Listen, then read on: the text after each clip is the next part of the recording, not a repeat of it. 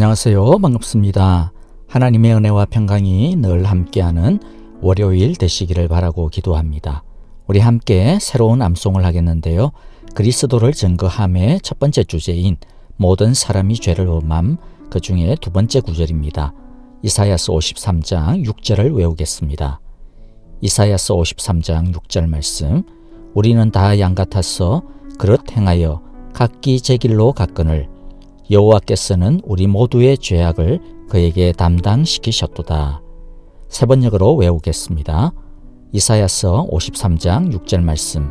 우리는 모두 양처럼 길을 잃고 각기 제 갈 길로 흩어졌으나 주님께서 우리 모두의 죄악을 그에게 지우셨다. 아멘. 오늘 함께 드릴 찬송은 슬픈 마음이 있는 사람 예수 이름 믿으면. 우리 함께 찬양을 드릴 때 예수의 이름이 우리의 힘이 되고 우리의 능력이 되고 우리의 위로가 되고 우리의 평안이 됩니다. 우리 함께 믿음으로 선포하겠습니다.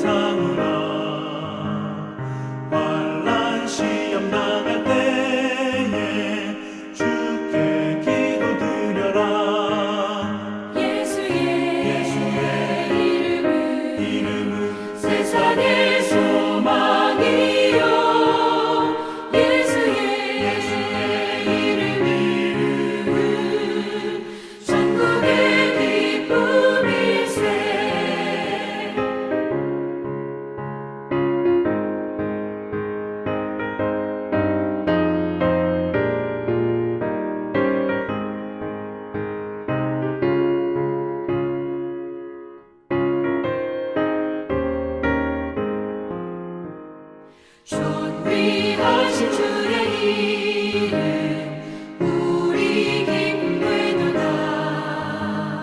주의 품에 안길 때에 기뻐 찬송 부르리.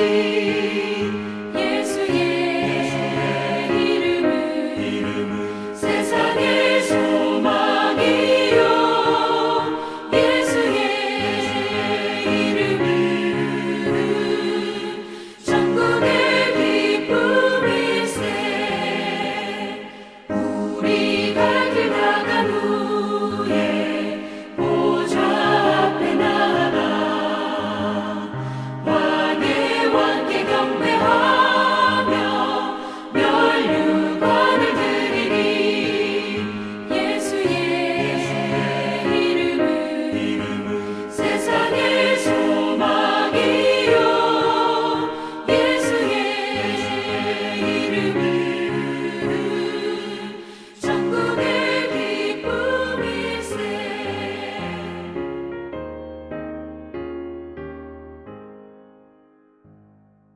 이제 함께 말씀을 보겠습니다. 오늘은 예레미야 34장 8절부터 22절입니다. 8절 제가 먼저 읽습니다. 여호와께서 예레미야에게 말씀하셨는데 그때에는 이미 유다 왕 시드기야가 종들에게 자유를 줄 것을 선포하는 언약을 예루살렘에 있는 모든 백성과 맺은 뒤였다. 이 언약은 누구나 자기의 남종과 여종이 히브리 남자와 히브리 여자일 경우에 그들을 자유인으로 풀어주어서 어느 누구도 동족인 유다 사람을 종으로 삼는 일이 없도록 한다는 것이었다. 모든 고관과 모든 백성은 이 계약에 동의하여 각자 자기의 남종과 여종을 자유인으로 풀어주고 아무도 다시는 그들을 종으로 삼지 않기로 하고 그들을 모두 풀어주었다. 그러나 그 뒤에 그들은 마음이 바뀌어 그들이 이미 자유인으로 풀어준 남녀 종들을 다시 데려다가 남종과 여종으로 부렸다. 그때에 여호와께서 예레미야에게 이렇게 말씀하셨다. 나 여호와 이스라엘의 하나님이 말한다. 내가 너희 조상을 이집트 땅 곧 그들이 종살이하던 집에서 데리고 나올 때에 그들과 언약을 세우며 이렇게 명하였다. 동족인 히브리 사람이 너에게 팔려온 지 7년째가 되거든 그를 풀어주어라. 그가 6년 동안 너를 섬기면 그 다음 해에는 내가 그를 자유인으로 풀어주어서 너에게서 떠나게 하여라. 그러나 너희 조상은 나의 말을 듣지도 않았으며 귀를 기울이지도 않았다. 그런데 최근에 왔어야 너희가 비로소 마음을 돌이켰어 각자 동족에게 자유를 선언하여 줌으로써 내가 보기에 올바른 일을 하였다. 그것도 나를 섬기는 성전으로 들어와서 내 앞에서 언약까지 맺으며 한 것이었다. 그러나 너희가 또 돌아서서 내 이름을 더럽혀 놓았다. 너희가 각자의 남종과 여종들을 풀어주어 그들이 마음대로 자유인이 되게 하였으나 너희는 다시 그들을 데려다가 너희의 남종과 여종으로 부리고 있다. 그러므로 나 여호와가 말한다. 너희는 모두 너희의 친척, 너희의 동포에게 자유를 선언하라는 나의 명령을 듣지 않았다. 그러므로 보아라, 나도 너희에게 자유를 선언하여 너희가 전쟁과 연병과 기근으로 죽게 할 것이니 세상의 모든 민족이 이것을 보고 무서워 떨 것이다. 나 여호와가 하는 말이다.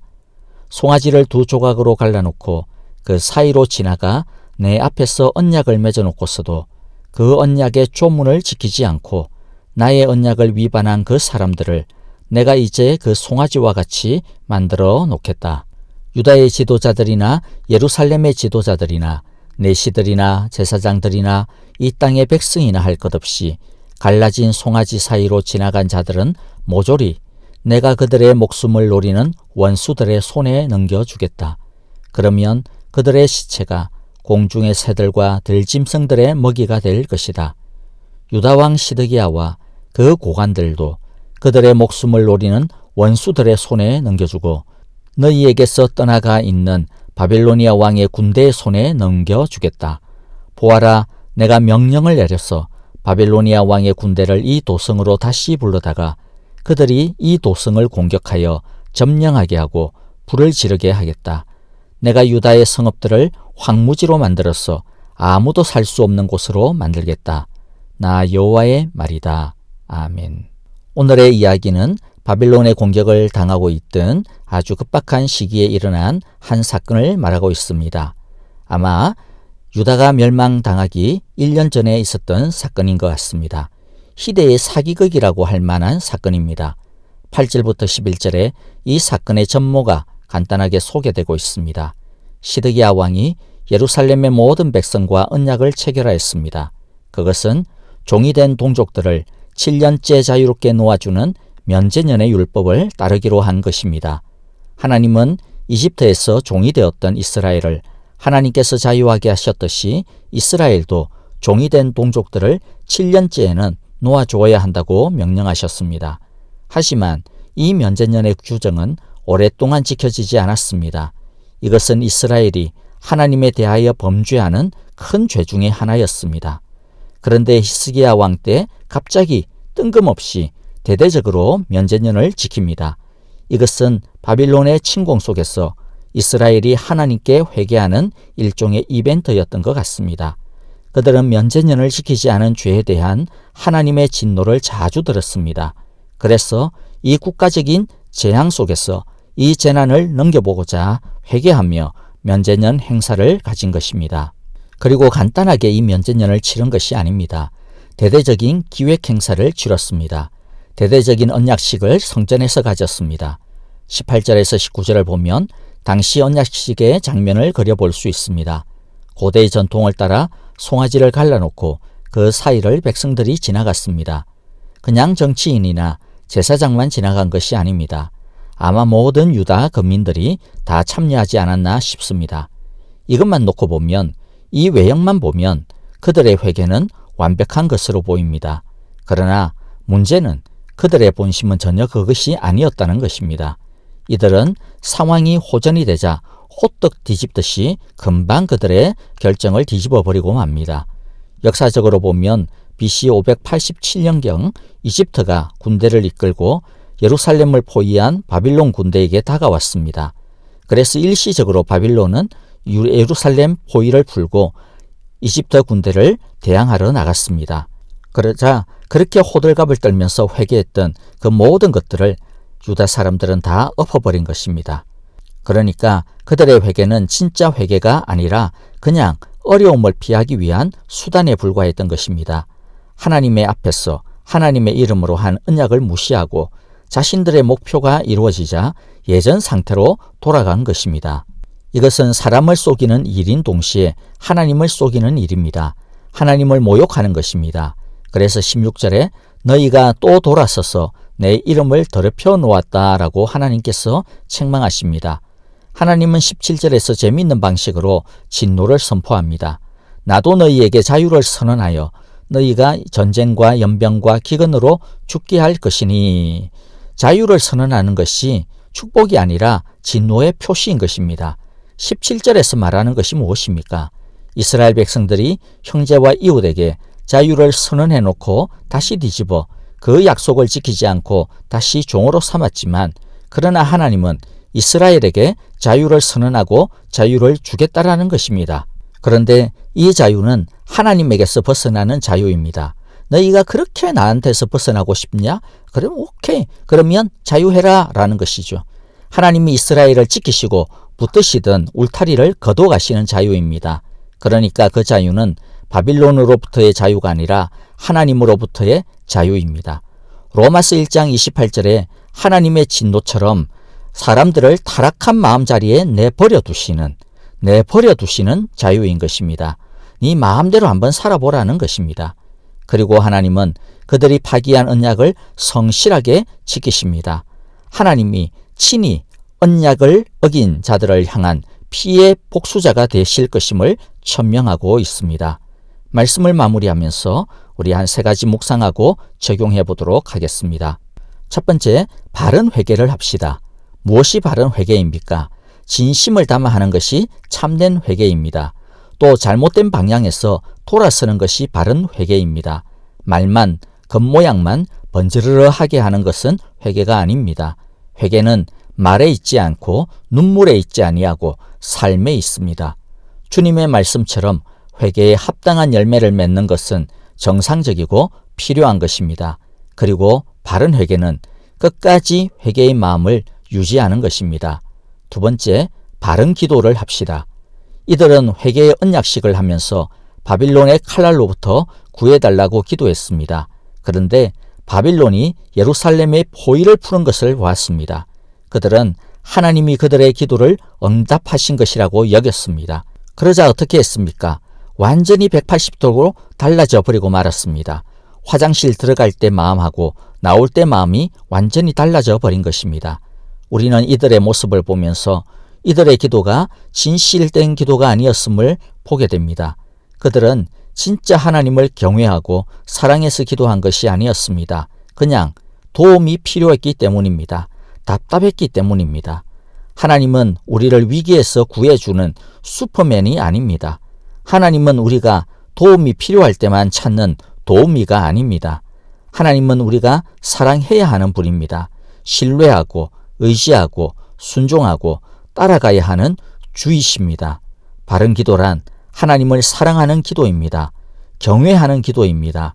신뢰하고 의지하는 기도입니다. 하나님을 높이고 기쁘시게 해드리는 기도가 바른 기도입니다. 마지막 3번째는 하나님은 갚아주시는 분이심을 알아야 합니다.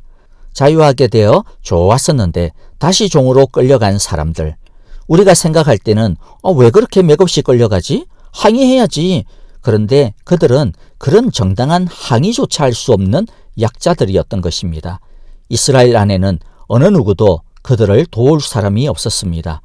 언약을 맺을 때 송아지를 둘로 쪼개어 놓는 것은 누군가 언약을 어기면 쪼개어진 그 송아지처럼 될 것이라고 하는 맹세입니다. 그러나 이 약자들을 위해서 보복의 맹세를 이행해 줄 수 있는 사람은 아무도 없었습니다. 그냥 억울하게 당할 뿐인 것처럼 보였습니다. 그러나 이 억울함을 보시고 아시는 분이 계십니다. 누구입니까? 하나님입니다. 하나님이 우리의 억울함을 아십니다. 갚아주십니다.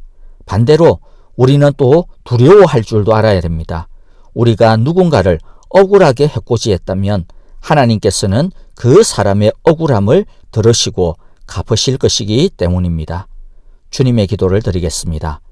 하늘에 계신 우리 아버지, 아버지의 이름을 거룩하게 하시며 아버지의 나라가 오게 하시며 아버지의 뜻이 하늘에서와 같이 땅에서도 이루어지게 하소서.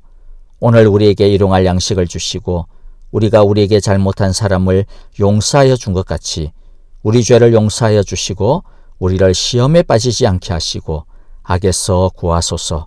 나라와 권능과 영광이 영원히 아버지의 것입니다.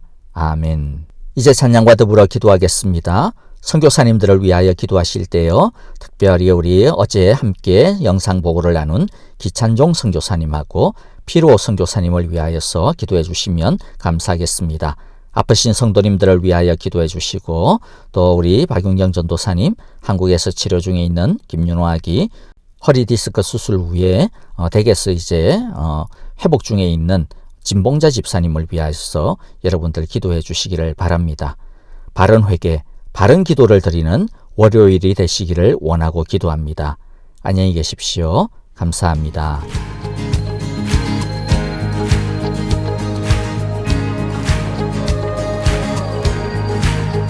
우리 믿음으로 선포하며 나갑시다. 예수 열방의 소망, 예수 우리의 위로자, 주는 온 땅의 영원한 소망, 예수 어둠 속의 빛, 예수 변함없는 진리, 주는 온 땅에 빛이 되시네. 우리 위에 죽으시고 다시 사신 생명의 주, 주님만이 소망이요 변함없는 반석이라. 주님만이 온 세상을 비추시네. 또 죽음에서 부활하신 우리 구주 영광의 왕, 주를 믿는 모든 자의 소망 되신 주를 믿네.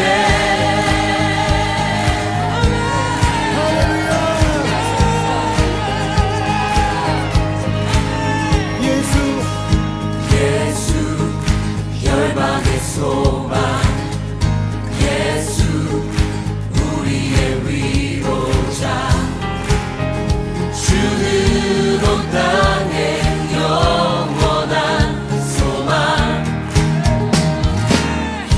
예수 어둠 속의 빛, 예수 변함없는 진리, 주는 온 땅에 빛이 되시네. 우리 위에 죽으시고 다시 사신 생명의 주, 주님만이 소망이요 변함없는 반석이라. 주님만이 온 세상을 비추시네. 또 죽음에서 부활하신